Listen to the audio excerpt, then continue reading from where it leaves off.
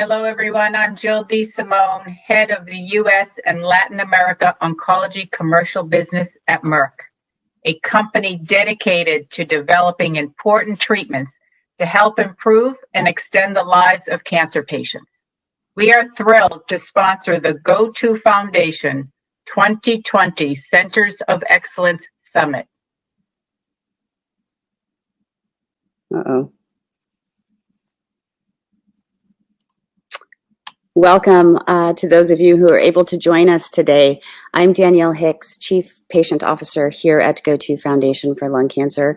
And for those of you who aren't familiar with our Living Room program, it's a support and education series created specifically with patients and caregivers in mind, with the aim of facilitating educational talks from key opinion leaders in a format and in a language that the layperson can understand. This meeting is hosted the third Tuesday of every month and live streamed around the world. We believe wholeheartedly that educated and empowered patients do better. So thank you for joining us this afternoon. Our focus today is on this. We want those at risk for lung cancer and those diagnosed with lung cancer to know that for GO2 Foundation and all of our designated centers of excellence, that your life is our mission. The purpose of identifying centers of excellence and pulling together this network was to identify hospitals and healthcare professionals that are committed to providing superior lung cancer care to those at risk and those diagnosed right in their communities where they live. Today, we have Drs. Raez and Block with us to discuss what good looks like in an early detection and care within our COE network. And we also have Maria Brito here, who is a lung cancer survivor extraordinaire. And she's going to share a little bit about her story and the care that she has received in one of the centers of excellence down in South Florida at Memorial Cancer Institute. So before we get started, I'd like all of them to tell us a little bit about who they are and why they chose lung cancer as an area of primary focus, and what, in their opinions, at a high level, should a patient expect from their care team. So, Dr. Raez, do you want to start?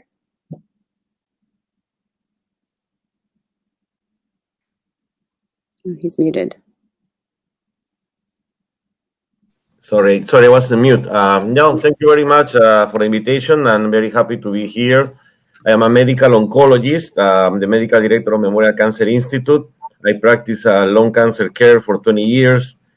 For me, this is a very challenging disease, very lethal, and I think we can make a difference dedicating our lives to fight this and save as many patients as we can, you know. So I do a lot of clinical research too, because I'm trying to make a difference in the care of this disease. Thank you, Dr. Raez. Dr. Block? Yeah, thank you very much for having me here. I appreciate the opportunity to talk to patients and communicate with people who are committed to this, making this disease a thing of the past. I'm a thoracic surgeon. I run the lung cancer surgery program here at Memorial and have the privilege of working very closely with Dr. Raez on our program. I grew up in Los Angeles, went to school in the Northeast, did all of my training in the Midwest, and then spent several years in academic practice at major university hospitals before coming to South Florida about 15 years ago, and I've been here at Memorial ever since. Lung cancer is, I think, a critically important disease to deal with, not just because of the number of patients. We all know it kills more patients than the next three cancers combined, but because of its stigmatized status. A lot of patients and, frankly, a lot of caregivers, particularly in the past, didn't really appreciate that there was a lot we can do for people with lung cancer, kind of accepted it, had a very fatalistic approach. And as a surgeon in particular, where I have the opportunity to interact with patients early on in the course of their disease, there is a lot that we can do. And so the potential impact on hundreds of thousands of lives is what drew me to this field in particular. Thank you, Dr. Block. Next up, I would like to introduce a woman who doesn't need much introduction, if any at all, Bonnie Addario, who is not only co-founder of GO2 Foundation for Lung Cancer and the board chair, but she's my mom. And so back in 2003, when she was diagnosed with stage 3B non-small cell adenocarcinoma. That was when lung cancer became a really important part of my life, and it has, of course, gone much further beyond that, as many of you who know me know. But I'd like her to introduce herself, tell us a little bit about who she is, and why lung cancer is important to you outside of your own diagnosis. I remember to unmute. That's awesome. First time since we started this meeting. Danielle gave me a great introduction. I was diagnosed back late Christmas in 2003 and have lost 4 other family members to lung cancer along the way. And because of the injustice of stigma and, you know, whatever else, I was compelled to do something about it and change the horrible survival rate of lung cancer and the equally as horrible research for funding.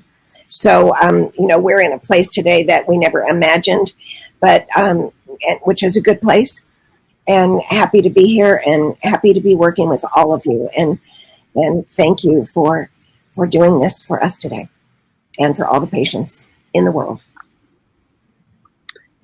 Thank you. I think it's important to note before we go on to introducing Maria and talking a little bit about her story, that back in 2003, things were very different. We live in Northern California in the Bay Area, and upon Bonnie's diagnosis, Mom's diagnosis, she was told to go home and get her affairs in order. Nobody even wanted to treat her, right? And so through a series of serendipitous events, she and us as a family had to kind of pull together our own multidisciplinary team. We've heard a lot about multi-D teams and the importance of them in some of the presentations today. And I think one of the things that was most inspiring about her founding the foundation, which was the Bonnie J. Addario Lung Cancer Foundation, prior to us merging with the Lung Cancer Alliance, was that she really saw an injustice in patients having to seek out this type of quality care. And so I think the Center of Excellence program is a great example of one of the things that we as an organization are trying to do in order to alleviate that burden on patients. So with that, I'm going to turn to Maria, who has quite a story to share of her own. Ask her to introduce herself and tell us a little bit about how you came to find Memorial Cancer Institute and Dr. Raez, and how different you feel about the care you're receiving now as opposed to maybe in the beginning. Maria? Hi, good afternoon. Thank you so much for this invitation. I'm very happy to be part of this meeting today. I'm Maria Brito. I'm 41 years old, and I'm a lung cancer patient, stage 4. First, when I was diagnosed with this disease, I couldn't believe it. Why me? You know, I never a smoker. I'm super young. I didn't understand why it's happening. I think that happened to many patients. But the first thought was I'm gonna die. That was the first thing that came in my mind, and I say, no, I have to fight this, and here I am. So my journey it's quite a journey, because I started treatment in a hospital with doctors, and treatment didn't work. So pretty much they put me in the dead pile of people, and that's a nice place where you want to be. So I keep looking for other options and doctors, and I switch hospitals, and nothing worked for me until I find a Dr. Raez. And I'm again thanking of Dr. Raez for his hope. He's always super optimist. I'm in treatment now. I feel great. I feel alive. I'm still fine, but so far we're winning. So I'm very happy. It is very important for patients to know the face of lung cancer is changing. Just to thank to people like you guys that are doing researching and foundations, and there is so much hope, and survival rate they're changing little by little. They're changing. So as long as you have lungs, anybody can have lung cancer, and but we still have hopes.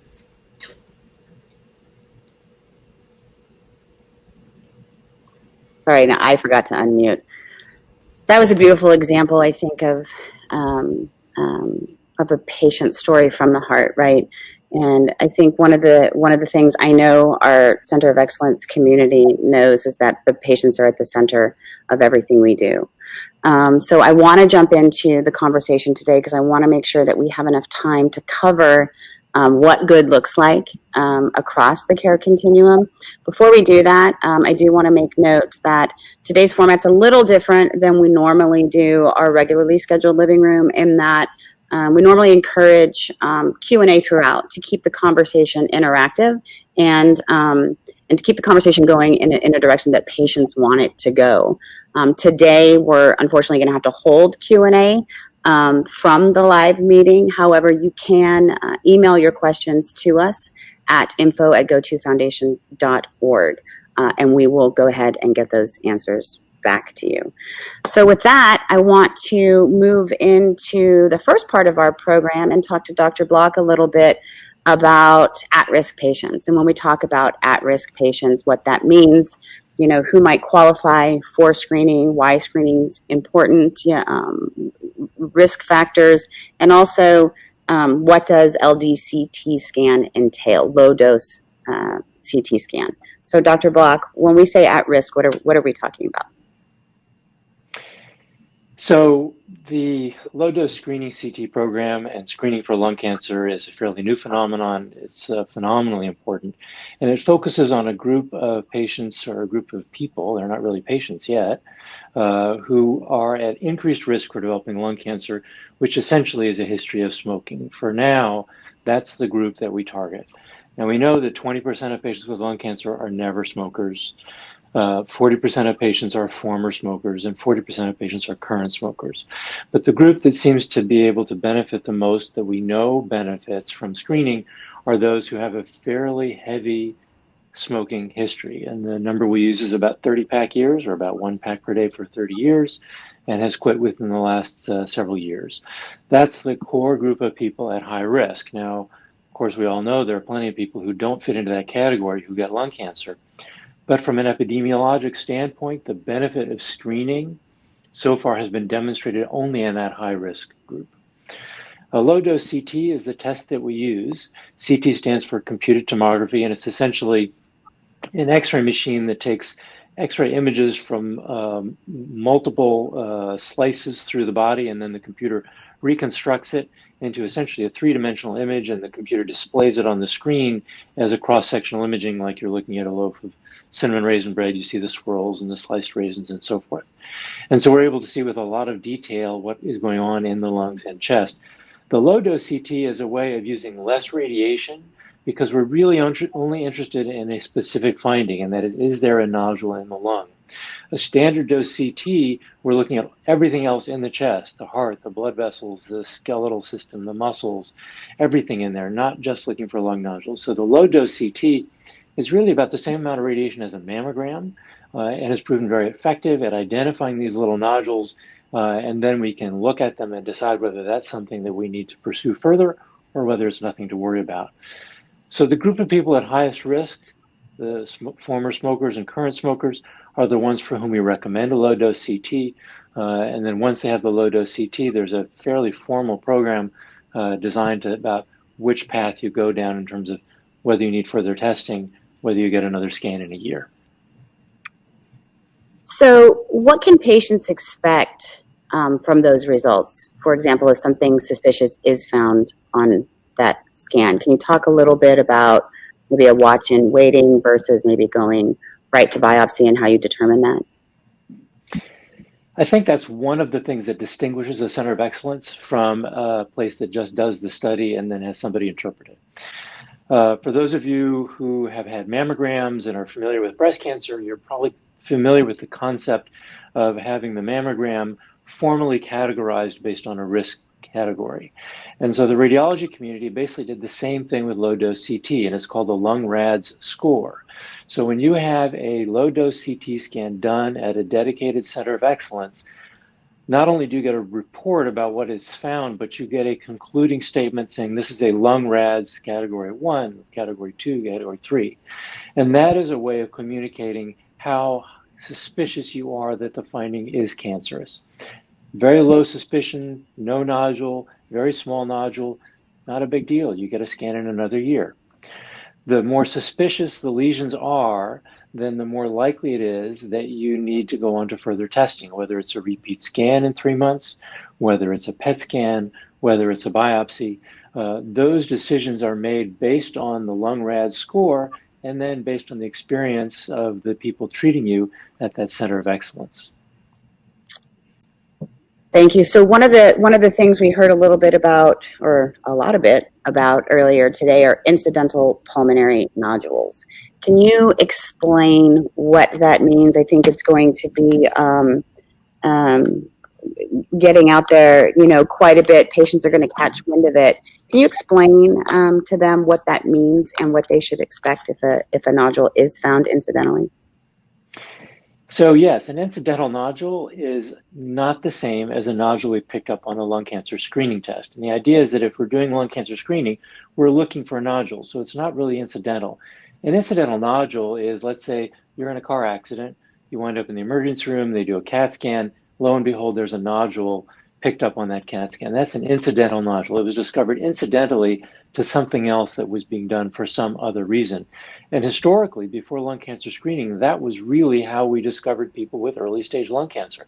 It was an incidental nodule picked up on a scan that was done for another reason.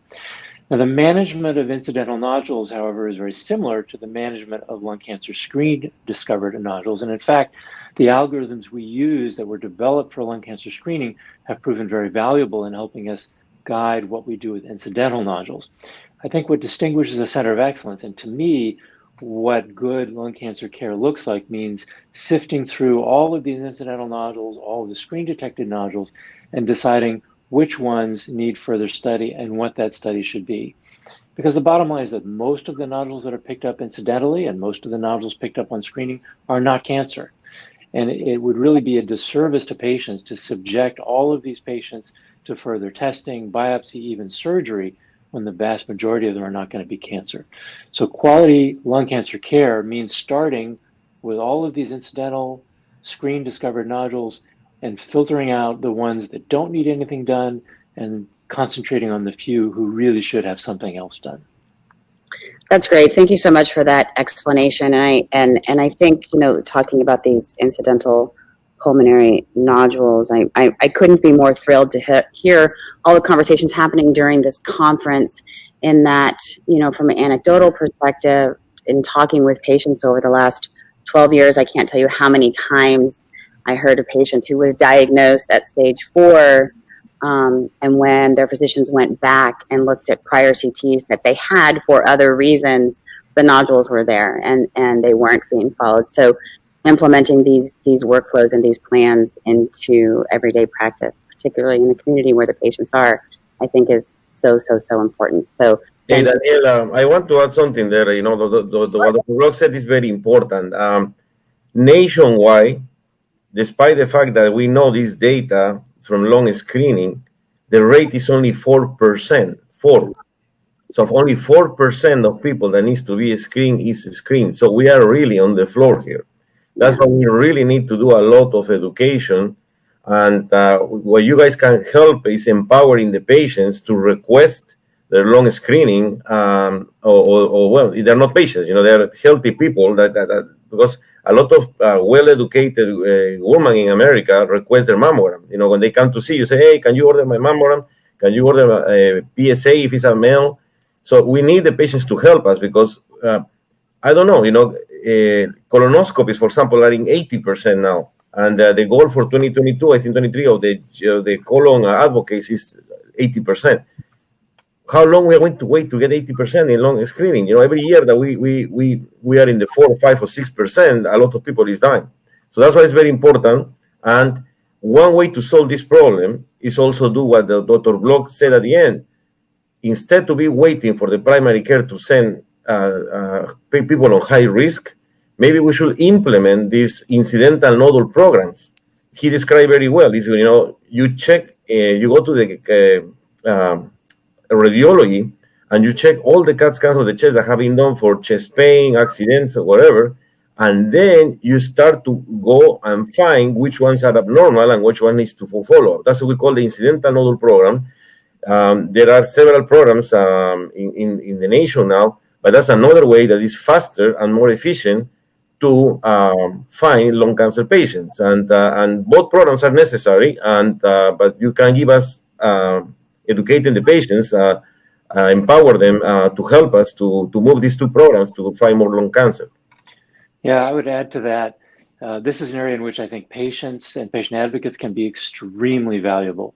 Many times we'll see a patient who had their nodule picked up on an incidental scan a year, 2 years, 3 years before, and they were told, oh, don't worry about it, it's nothing, and then somebody forgot about it. And oftentimes it's because the physicians or the providers who are involved really are not at all thinking about lung cancer.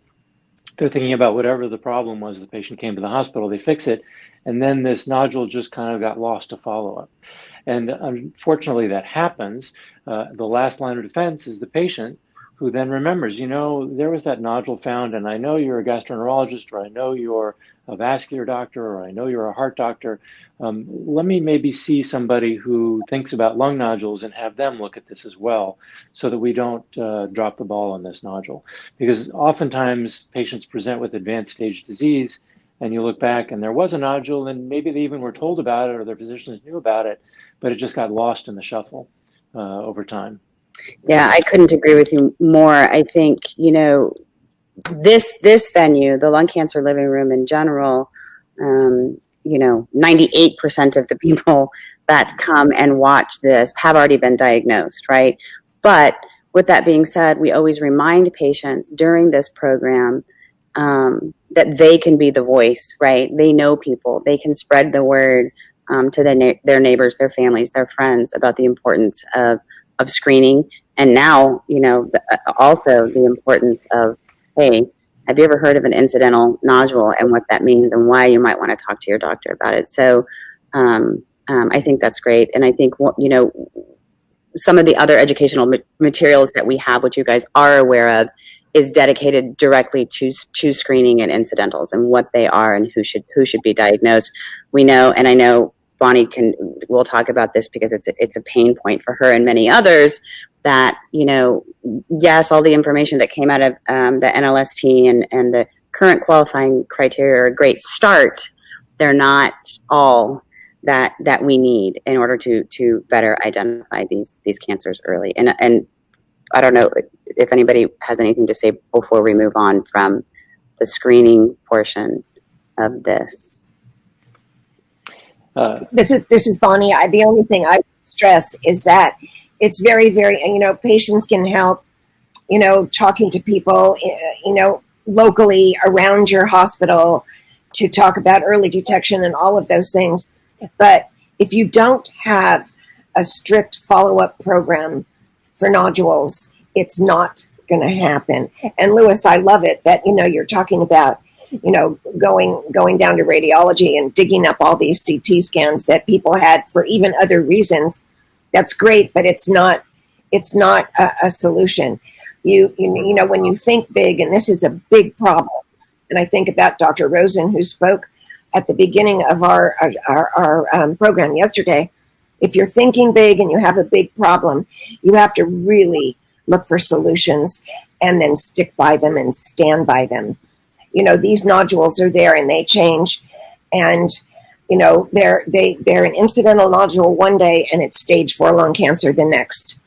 And we can't let these people with these incidental nodules get to stage 4.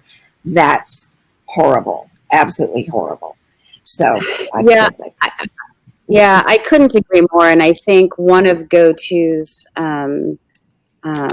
part of our vision, which you all heard our leader Lori talk about earlier today, is we're taking early detection and not just looking at screening. It's so much bigger than just screening. It is the incidental pulmonary nodules. It is some of the research and the work that's being done even earlier, you know, looking at cancers in the blood. It's taking this umbrella early detection and looking at the buckets underneath, and really leading the way with our Center of Excellence network and getting that message out, and getting it, you know, to the patients.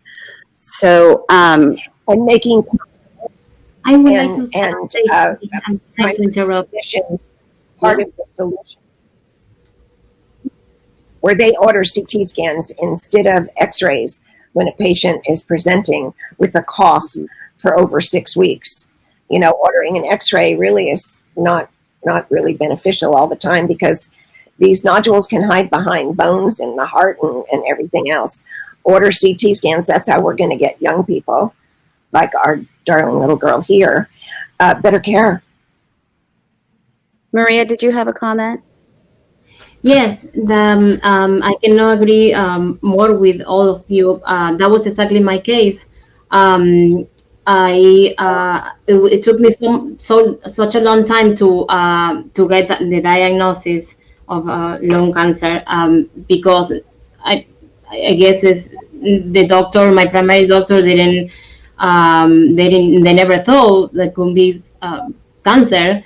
I had cough. I have all the symptoms that I know how he couldn't know that I have maybe that was an option, and it took me 3 months. They took three months until they did the first X-ray, and 3 months is a lot of time, and that could be a difference between stages. I don't know, but probably they couldn't be a stage 2 when they finally it was already late. I don't know the time, but again, that was my case. Yeah, you and too many others, Maria. It's a really important topic of conversation. I do want to keep mindful of time, and I want to move on to beyond early detection, regardless of how a lung cancer was found, into treatment of early disease. And talking a little bit about the surgical patient, the importance of having a thoracic surgeon, a dedicated thoracic surgeon, perform your surgery, types of surgery, and some of the new and exciting things that are happening in the adjuvant and neoadjuvant setting. So Dr. Block, can you talk a little bit about what good looks like for an early stage patient who is a surgical candidate? Yeah, absolutely. I think, of course, it begins with what we've already talked about, which is a patient who has a lung nodule, and helping to reassure those. The vast majority of them don't need anything else done other than a repeat screening, and then identifying the ones who do need something else done. As a surgeon, we are intimately involved in the diagnosis, staging, and treatment, and so we will often be the first to evaluate somebody and decide whether their tumor is early stage, and their options are surgery or other locally ablative therapies, or intermediate stage, in which we need to think about multimodality therapy, or advanced stage. And that's often the job of the surgeon, because the surgeon is the one who has the tools to do the biopsies and the invasive evaluations. So I think good quality cancer care in that arena means being able to get that workup done appropriately. You don't do biopsies on people who don't need them. You do them on people who do. And being very thoughtful about the pathway in which you take to get to the final diagnosis. Sometimes, there's a biopsy, there's a PET scan, and then there's another biopsy, and then there's another biopsy, and it's 6 weeks down the road before you have a final diagnosis and staging. When if somebody who does this every day had looked at it, you say, based on these images, let's do this biopsy. And with that biopsy in one setting, you get the diagnosis and the stage, and you can then proceed to therapy. So to begin with, I think good quality cancer care means getting the diagnosis and stage and understanding your therapeutic options as soon as possible with the least amount of invasive procedures. That's the first step. Then for those patients for whom we think they have early stage disease, surgery is the cornerstone of therapy. So you first have to make sure they truly do have early stage disease, which means sampling the mediastinum or evaluating evidence for metastatic disease reliably and responsibly, and then deciding physiologically whether they're a good patient for surgery, and then, of course, conducting the surgery in a way that increases the likelihood that patients will come through the operation and resume a good quality of life as soon as possible. Surgical training is a long time. It took me 10 years to be eligible to be board certified in thoracic surgery. And I don't think that's any accident. It takes a long time. It doesn't take a long time to learn the technical aspects of surgery. It's pretty easy to teach somebody the technical aspects of surgery. What's difficult is the thinking of the thought processes and the judgment. And I think what distinguishes high quality lung cancer surgery from run-of-the-mill lung cancer surgery is that you have a surgeon and a surgical team who understands everything that's involved in getting the patient to surgery, doing the right operation, and helping them to recover. For somebody who is not part of a high-quality, efficient lung cancer surgery program, they may be able to technically get that operation done, but that may not be the best avenue for the patient. So I think quality cancer care means using the latest technology, the best surgical technique, a quality team, both preoperatively and postoperatively, so the patients recover quickly with the least risk of complications, and that you're doing the right operation for the right patient. And not only that, but then we also have alternatives to surgery. There's ablative therapy and so forth, and helping a patient navigate the decision between, do I have surgery and what will my life look like after that operation? Or do I have an alternative therapy which may not be as good, but the trade-off in terms of my quality of life is worth it? And that's a conversation we often have with people, for example, who have been smoking their whole lives. They have limited lung function. That's a really important decision to have, rather than, oh, look, by the numbers, you can have surgery, so we're just going to do surgery. So I hope that helps to understand that quality surgical care is really a thought process and judgment calls and an approach, not just the technical aspects of the operation. Yeah, thank you. I couldn't agree more, and I think it's so important. And we tell patients all the time, we'll call into our helpline or get a hold of one of us when they're early stage to really do their homework when it comes to their surgeon, because although you don't have to be, a dedicated thoracic surgeon to do this surgery, it really is for all the reasons you just mentioned, the best interest of the patient to make sure that they are with a surgeon who is like you, not only, educated and done the time, so to speak, to become educated, but cares about the patient and is looking at the patient as a whole. You mentioned having that sort of shared decision-making, goals of care conversation. It's such an important piece. The other thing that I think is a little bit tempting to kind of fall down the rabbit hole is to get seduced by the technology. We have a lot of technology now in the surgical space.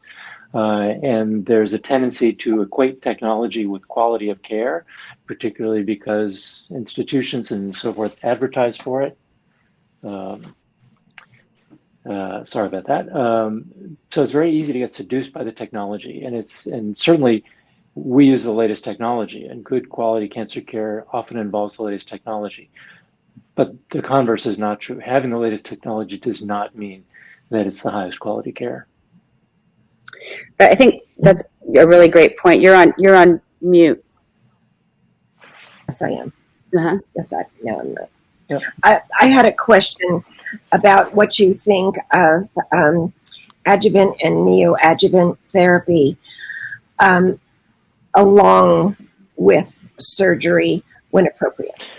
Oh, I think there's always been a lot of interest in that. It's kind of been waxing and waning with the data. I think with improvement in medical therapeutics, we're more and more interested in adjuvant therapy and neoadjuvant therapy. Neoadjuvant therapy, of course, meaning you get the treatment before the surgery. Adjuvant meaning you get it after the surgery. Unfortunately, we don't really have the data to tell us right now which is better. There are so many new agents on the market. But the bottom line is, even when we do surgery for somebody who has stage 1 lung cancer, the risk of the cancer coming back can be as high as 30 or 35%, which means there is cancer outside of the lung in 30 to 35% of those patients. The only way that cancer is going to get eradicated is with the systemic treatment like chemotherapy. So it's a numbers game. We want to make sure that the patients who need it get it, and that the toxicity of the treatment is not so high that all the patients who didn't need it are sick from it. As we get better therapeutics, as the potential downside of those therapeutics gets less and less, the advantages of combining those therapeutics with surgery, I think, only becomes more obvious. And I think more and more patients are getting combined treatments, neoadjuvant, adjuvant, along with surgery.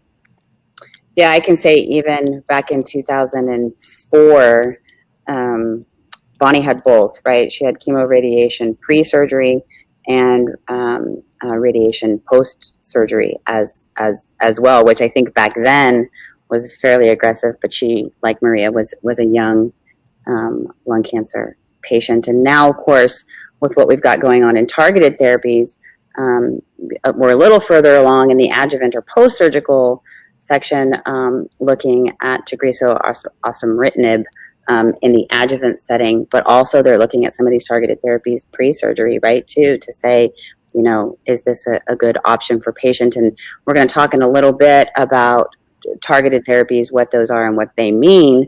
Who should have this biomarker testing, this comprehensive biomarker testing? And historically speaking, it was saved for sort of the later stage patient, but some of this new data is showing that, you know, we should in fact be doing it in the earlier stages.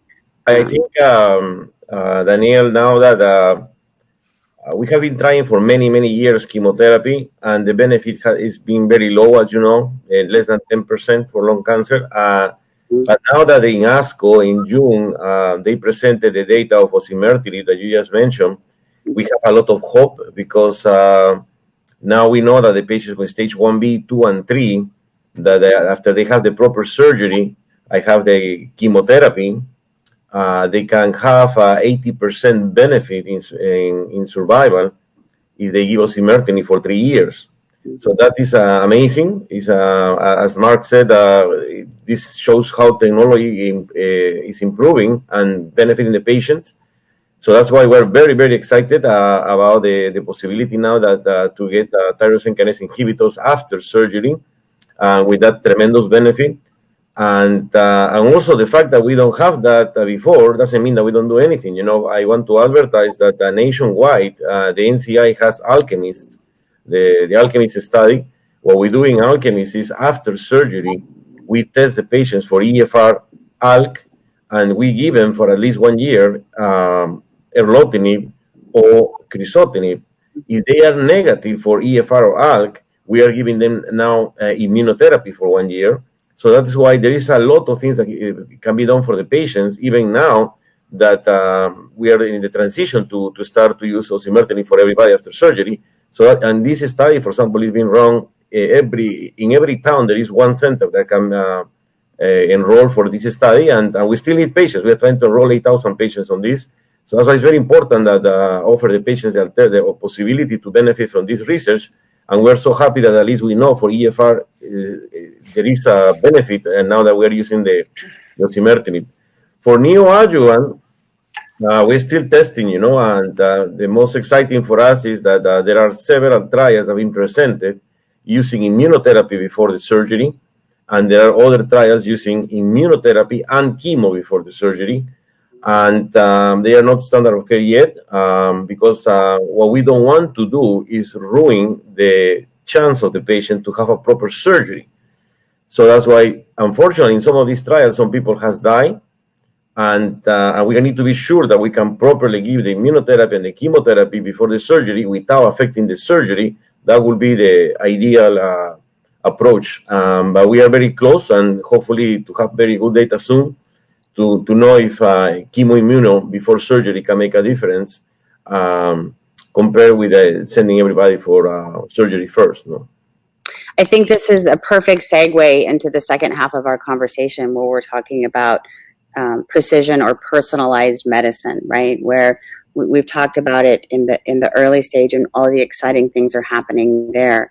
And I want to switch gears a little bit into the late stage patient because unfortunately, it is where most patients are still being diagnosed in the latter stages of disease. So can you talk a little bit, Dr. Raez, about what we mean when we hear the words precision or personalized medicine and what a patient should expect?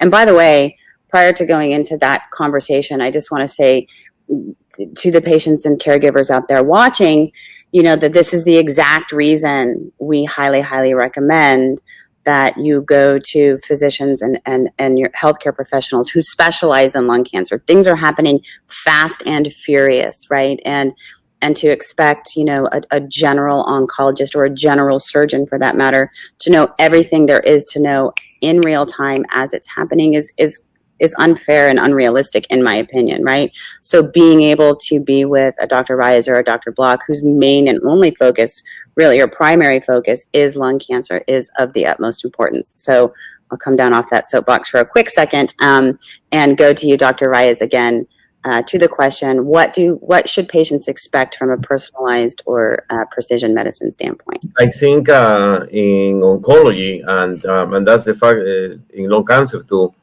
The reason why we didn't have success before is because the treatment was empirical.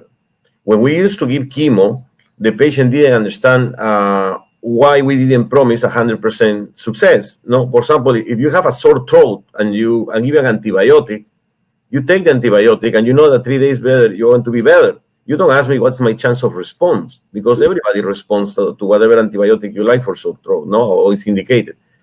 The problem in oncology is that we are giving chemotherapy for lung cancer in the last 30 years, and very few people, when we use these chemotherapy doublets that are our standard of care, 30% of the patients at the most respond. And we don't know which ones are. Because if only 30% respond, why we are exposing the other 70% to the chemotherapy that is not going to work and is going to debilitate them? That's why it's amazing now that we are doing precision medicine, because we have started to discover the genes that are driving these cancers. In the case of lung cancer, is very clear. We have now 8 genes that we have discovered that can cause or be the driver of the lung cancer. And we have for these 8 genes treatment that are FDA approved. So now, if you give these patients if the patient has the genes and you give treatment, there is more than 70% chance that they are going to respond to the treatment. So it's not empirical anymore. And of course, the survivals are better, the quality of life is better.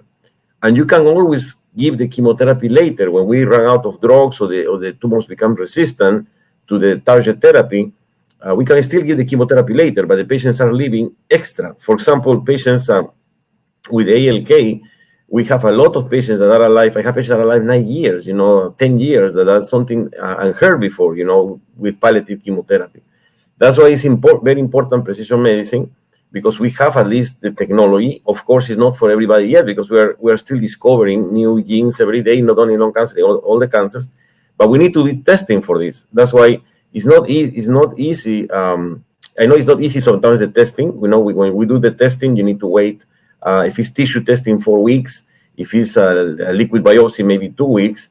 And the patient sometimes is tired because, he has been in the primary care, the pulmonologist, then the surgeon, and then the surgeon said, why you're coming here if you have metastatic disease?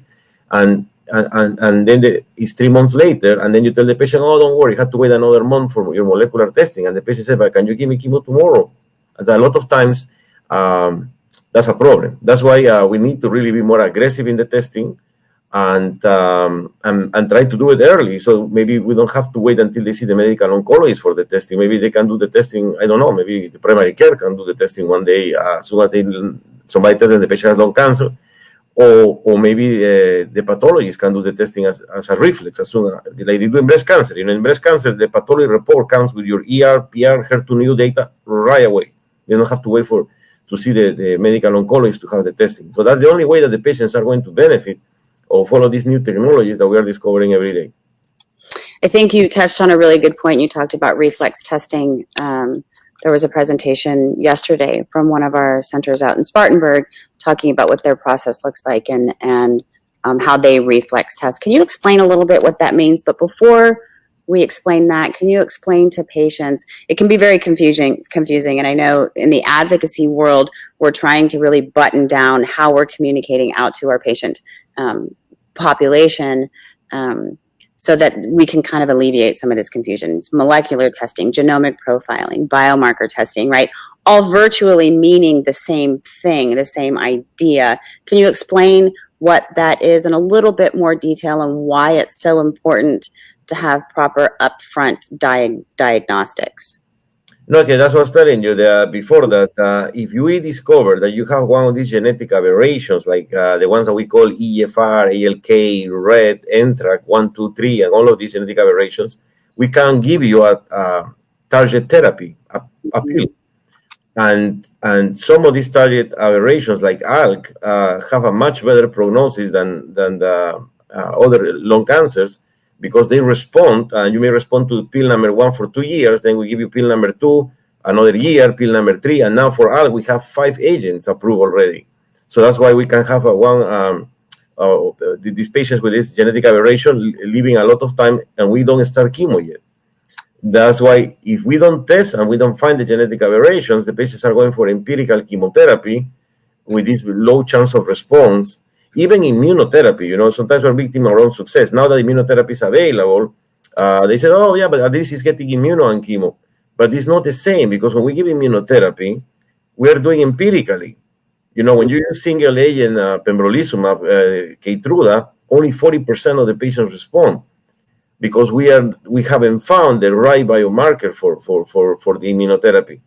So we use the one called PD-L1, now we're using another one called PMB, but they are not accurate to the point that 100% of the patients getting the immunotherapy are going to respond. That's why it's important to use everything. This is like war. We want to use everything at the end of the day. But it's better to use properly, because another fact is, for every 100 patients that get the first treatment, probably only 60% get the second treatment. So you cannot say, oh, don't worry, I will keep the best treatment for 3 years from now. You may not be there 3 years from now, because you can develop a pneumonia, pulmonary emboli, a stroke, or heart attack. Most Americans die with heart attacks and strokes than cancer, so we don't have a chance to have the best treatment later.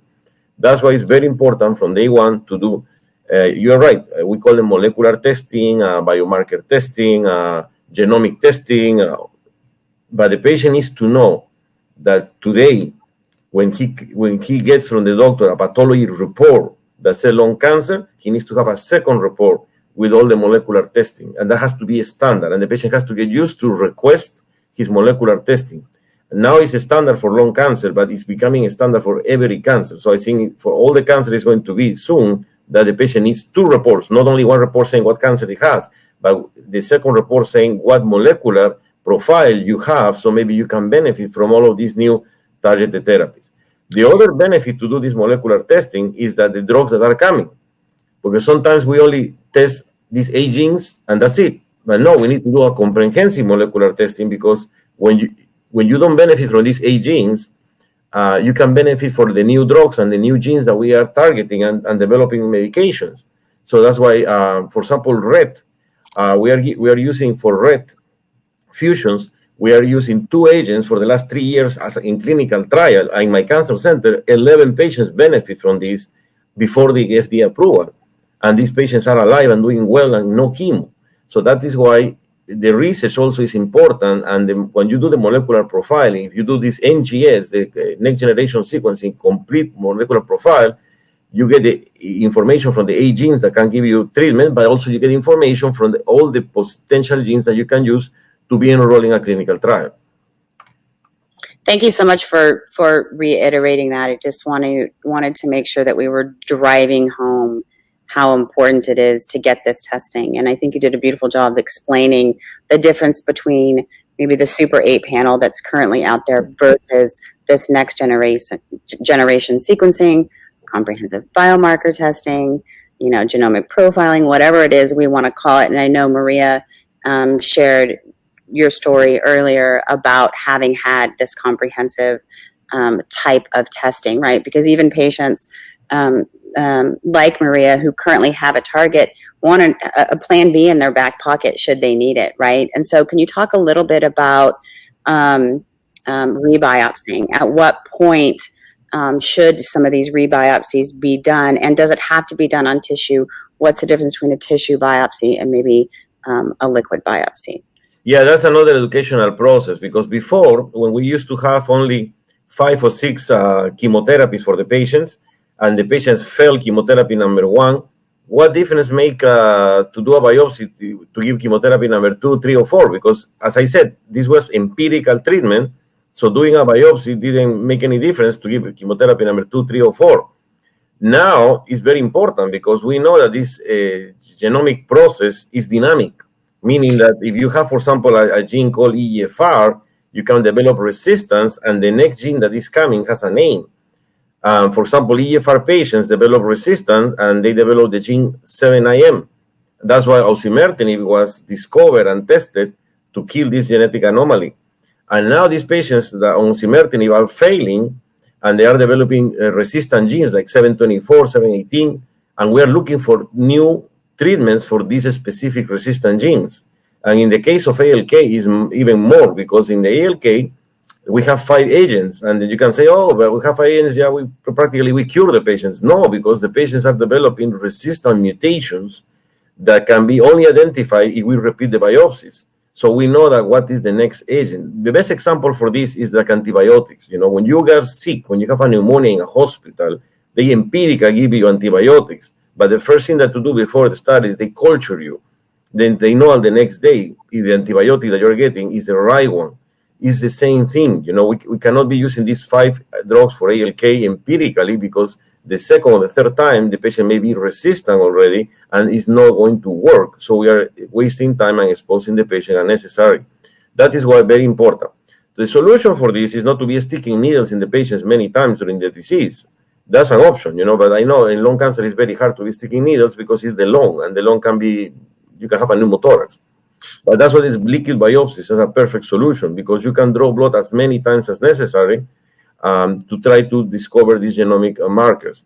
Also, sometimes there are new genes that show up later in the disease that the only way that we are going to know is we repeat the biopsy, because otherwise there's no way to know what is going on. So that's why the liquid biopsies are perfect, because they can be drawn many times during the course of the disease or in the patient with a minimum impact for the patient. Sometimes we need a tissue, and that's why we need to repeat biopsies, because, for example, the liquid biopsy may not discover the resistant gene or the new gene. So maybe sometimes we need to still repeat and do another tissue biopsy. But we're trying to avoid that since the availability of liquid biopsies. But as I said, the doctors need to get used to do serial testing, not only one time. So that when we suggest molecular profile, it's not one time in the life of the patient, it's many times. I think, thank you. Thank you for all of the clarification on that. I want to, we've got about 7 minutes left, and I want to touch on a couple of things. So we've talked a little bit about biomarkers. We've talked about the targeted therapies, or the appropriate approved therapies that cause a patient's biomarker-driven cancer to respond very well to it. We've talked a little bit about immunotherapy. We've primarily discussed this within a non-small cell lung cancer sort of arena, particularly in the adenocarcinoma arena. Can you talk a little bit about who within the non-small cell space should be tested, and a little bit about what's happening, which is really exciting in the small cell space as it pertains to immunotherapy in particular? You know, I know that medicine has to be cost effective, but that's a terrible word sometimes, because, you know, you're talking about human lives. And that's why when we for example, most of these genetic aberrations and treatments are in adenocarcinoma tumors, the most common type of lung cancer. But there are also patients that have squamous cell carcinoma. 30% of them, of the lung cancers, are squamous. I mean, this is a lot of people, maybe 50, 60 or 70,000 really Americans have squamous. And there are no target therapies approved, because we know which are the genetic aberrations, but we haven't discovered the drugs yet. So that we can say, oh, but why went to it testing all of these individuals? Because it's a waste of money, because it's not cost effective. That's why I hate the cost effective thing, because 3 or 4% of these patients can have genetic aberrations, because the definition between adenocarcinoma or squamous is not like a very strict. Sometimes, you know, some tumors look squamous, they're adeno, that sometimes the pathologist gets tired to try to find the differentiation, and he calls adenosquamous. So that's why I'm an advocate to test people with squamous. The first patient I discovered an ALK 7-8 years ago, he was squamous. I'm not supposed to have tested her, because he was squamous. And I don't know why he was ALK being squamous, but he was. And the last patient, I have another 30-year-old lady last year with squamous, I tested, and she has EFR. And the first patient I tested like 7 years ago, she's alive, and she's still taking pills because we tested. So you can, of course, these are exceptions, but I go back to the same thing. We are here to save lives. I cannot say, oh, it's not cost effective to test you, so we're going to lose 3 lives every 100 patients. I can't do that, So that's why instead to give up, I think I know it's not cost effective maybe, but these lives matter, all the lives matter, and in that way we need to test everybody and improve the technology. I agree, but so we discover who not supposed to be tested, but not deny them the chance of testing. For small cell, we already know some of the genetic aberrations, but we're a little bit far in discovering of target therapies. But it's very exciting for us because this year was good. We have durvalumab, that is immunotherapy, that is and atezolizumab. They're in the front line for small cell with chemo. And we also have pembrolizumab and nivolumab approved for second or third line for these patients. And so I hope that that can make a difference for them, because the data is positive. We prolong the survival of these patients thanks to that. And these therapies are not toxic. We still are using very toxic chemo, carboplatin metoposide. This is a regime that was published more than 30 years ago, and we still have to use it as a front line. Very toxic, and it's sad because these agents can cause leukemia in some survivors. So you survive the lung cancer, and 10 years later you get leukemia. So that's why we really need to more research, and this is a large number of patients. These are 13% of all the lung cancer are small cell. But at least now we are offering immunotherapy. We have a new drug also approved recently, lurbinectedin, that is also adding to the armamentarium, and so we can provide better therapies for them.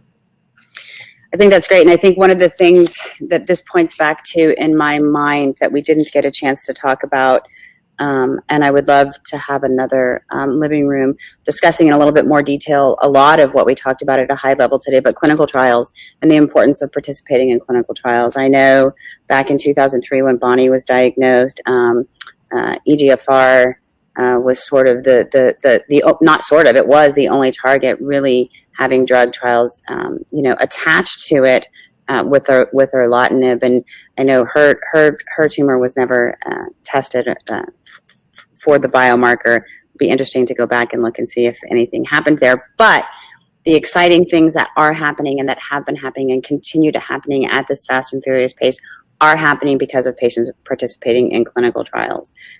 So, it just happens to be that adenocarcinoma, which is the most common type of non-small cell lung cancer, is the area of focus. But if we can get more of these patients in the squamous and in the small cell realm participating, we will also see, in my opinion, a lot of these things happening in those areas as well.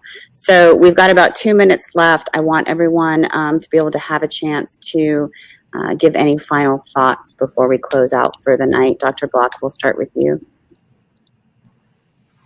Oh, it's just a pleasure to be able to participate in this, and I wish we did more of these because the information is so valuable. And I think that, unfortunately, patients really need to be their own best advocates and need to find physicians and team members who will advocate for them. As a surgeon, my perspective on lung cancer care is that we need to be able to properly identify, diagnose, and stage people quickly and efficiently and get them to the right treatment as soon as possible. It's important to be a part of a big team. I'm fortunate to work with Dr. Raez and the team that he's assembled here. And I look forward to future opportunities to engage with your group because you guys do such a phenomenal job. Thank you. Thanks, Dr. Block. Dr. Raez. Yeah, I want to give you thanks for this opportunity. As I said, I think the best way that the patients have access to all of these new developments is empower themselves. As I said, for example, request their own molecular profile every time that somebody's diagnosed, and then request the lung screening. Tell the primary care, I am a smoker, I need to get my screening, as they do with the mammograms. So that's why you guys are doing an amazing job, and I invite the patients to get more involved.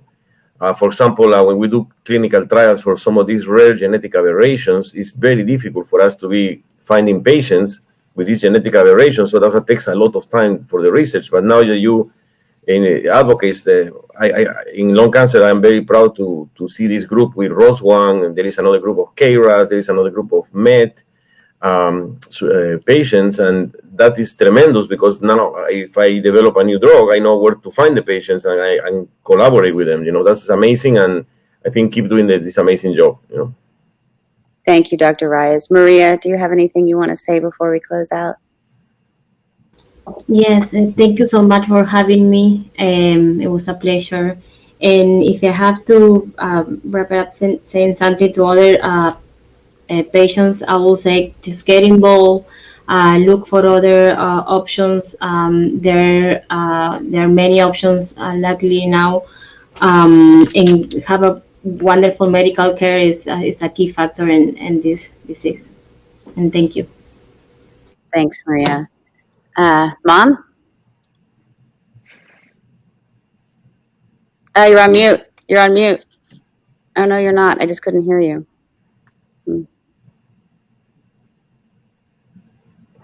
I can't hear you. Go. Just the good news is that we have many options today. When I was diagnosed at, 17 years ago, there were no options. And, we just need to do more and get those options out to the patients. We have to create the delivery system for all of these options, whether it's surgery or, because I didn't get a chance, Dr. Block, to talk to you about chronically managing lung cancer with surgery as well as therapies. But, it's all good news and all things that we can fix. We meaning all of us, obviously. Yeah, thank you. And I think, like I said, I hope to get back to South Florida soon. We had to, unfortunately, cancel our scheduled regional living room out there this year due to COVID. But we've had many a living room with Doctors Raez and Block and the rest of their multidisciplinary team, digging a little bit deeper into some of these things that we talked about today, like I said, at a high level. So we're looking forward to getting back at it in our post-COVID world. So I want to end again by just saying thank you to the wonderful docs from Memorial Cancer Institute, which I should mention was the first post-pilot Center of Excellence to sign on way back in like 2013 or 14. I'd have to go back and look. And they've been an amazing partner throughout all of this. And their patients are so lucky to have them. Maria, thank you so much for coming and sharing your story. I hope it wasn't as intimidating as you might have been concerned about it being. It means the world for patients to be able to share their stories and hear stories from patients like them. So thank you. Thank you to all of you who have tuned in and watched this program. And of course, I want to thank the folks who support this program, the Lung Cancer Living Room. Without their support, we would not be able to bring it. So I want to give a special thanks to Amgen, AstraZeneca, Lilly, Merck, Bristol Myers Squibb, Genentech, Boehringer Ingelheim, Foundation Medicine, Jazz Pharmaceuticals, Novartis, and Takeda. The amount of names on that list really go to show how important they